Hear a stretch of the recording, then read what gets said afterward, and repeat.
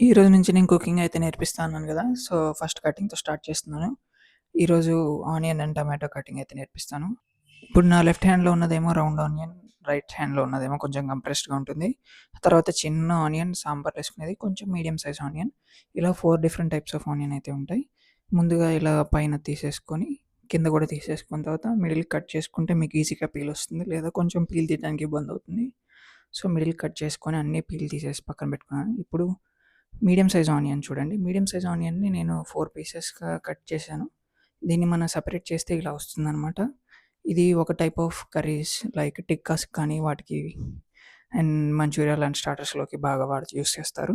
ఆ తర్వాత కొంచెం కంప్రెస్డ్‌గా ఉన్న ఆనియన్‌ని మనం స్ట్రెయిట్‌గా అంటే వర్టికల్‌గా కట్ చేస్తే ఇలా చిన్న చిన్న స్ట్రిప్స్‌గా వస్తాయి. మీరు ఎంత సన్నగా కట్ చేసుకోవాలనుకుంటే అంత సన్నగా కట్ చేసుకుంటే మంచి టేస్ట్ వస్తుంది.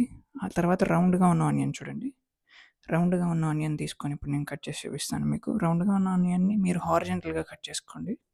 ఇలా కట్ చేసుకుంటే ఇది కొంచెం బిగ్, బిగ్ పీసెస్‌గా వస్తాయి. అండ్ సన్న లేయర్స్ లాగా డివైడ్ అవుతుంది. ఇది ఉడికాక ఇంకా బావుంటుంది.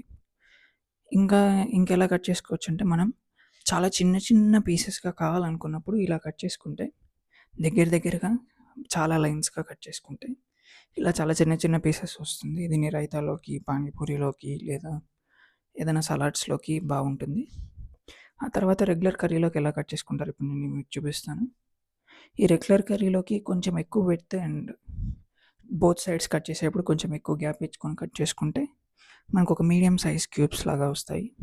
ఇది రెగ్యులర్‌గా అందరూ కర్రీస్‌లోకి వాడతారు. ఇప్పుడు ఈ 5 టైప్స్ ఆఫ్ కటింగ్స్ ఆఫ్ ఆనియన్‌ని మీరు గుర్తుపెట్టుకుంటే మీకు సరిపోతుంది. అన్ని టైప్ ఆఫ్ కర్రీస్ ఆర్ అన్ని టైప్స్‌కి యూజ్ అవుతుంది. ఇప్పుడు ఆ తర్వాత టమాటో కటింగ్‌కెళ్దాము. టమాటో కటింగ్‌లో 3 టైప్స్ ఉంటాయి. ఇప్పుడు మనం డైరెక్ట్‌గా బ్లెండ్ చేసేటప్పుడు, మిక్స్ చేసేటప్పుడు 4 పీసెస్‌గా ఇలా కట్ చేసుకొని డైరెక్ట్‌గా మిక్స్ చేసుకోవచ్చు.